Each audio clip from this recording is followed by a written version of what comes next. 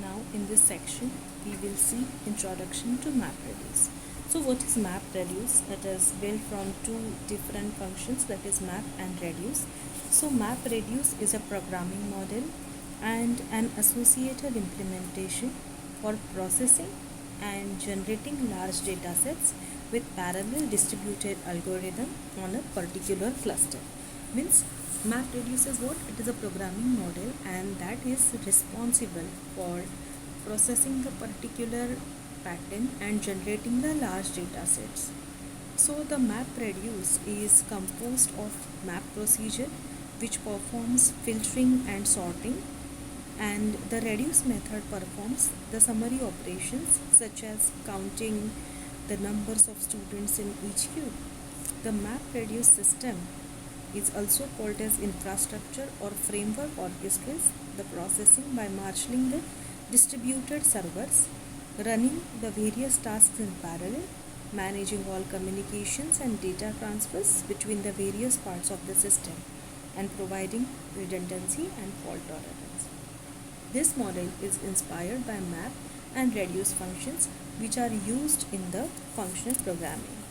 Although the purpose in the MapReduce framework is not the same as their original forms, the key contributions of the MapReduce framework are not the actual map and reduce functions, but the scalability and fault tolerance achieved for variety of applications.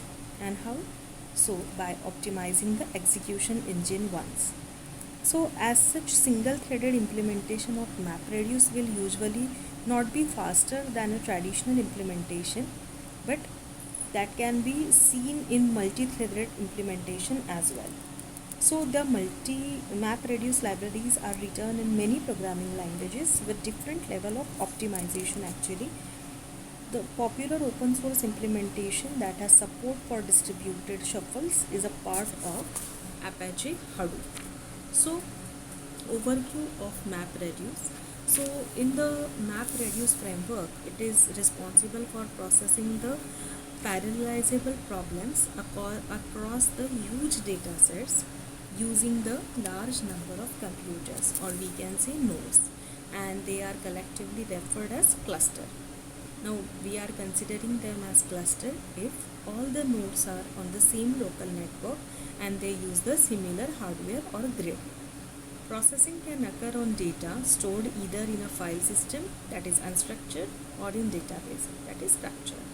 So MapReduce can take the advantage of locality of data, pre-processing it on or near the storage assets in order to reduce the distance which can be transmitted. So in the MapReduce function, there are basically three steps: map step, the shuffle step, and the reduce step. So map step. Each worker node applies the map function to the local data and writes the output to the temporary storage. The master node orchestrates that for redundant copies of input data, only one is processed.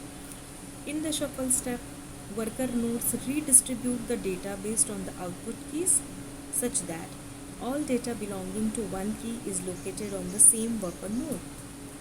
And talking about the reduce step, worker nodes now process each group of output data per key in parallel. So MapReduce allows for the distributed processing of the map and reduction operations. They provide the mapping operations which are independent of others. So the MapReduce, we can say, is a 5-step parallel and distributed computation. So in that we are preparing the map input first. Then after preparing the map input, in that the MapReduce system designates the map processors, assigns the input key value, and provides the processor with all input data.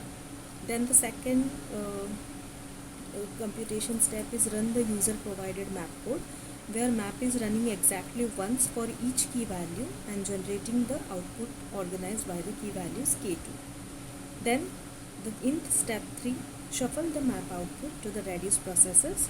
So here the MapReduce system designates the reduce processors and assigns the key value so that it can provide the processor with all the map generated data which is associated with that key value. In the fourth step, run the user provided reduce code Here reduce is run exactly once for each key value which is produced by the map step. Always keep in mind the reduce function is used only after the map function. Then the next step, fifth one, is the produce the final output. So the map reduce system collects all the reduce output and sorted by K2 to produce the final output. So these are the 5 steps which are used by map reduce for the parallel and distributed computation. So these 5 steps can be logically thought of as running in sequence. Each step starts only after the previous step is completed. Keep that in mind, so that the final result should not get affected.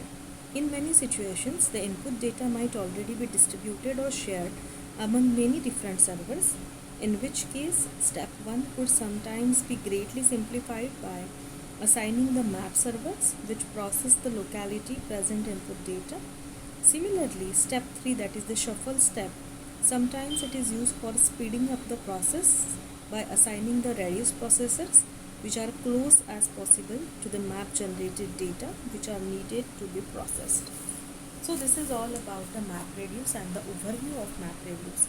Now in the next section we will see how map reduce exactly works. Thank you.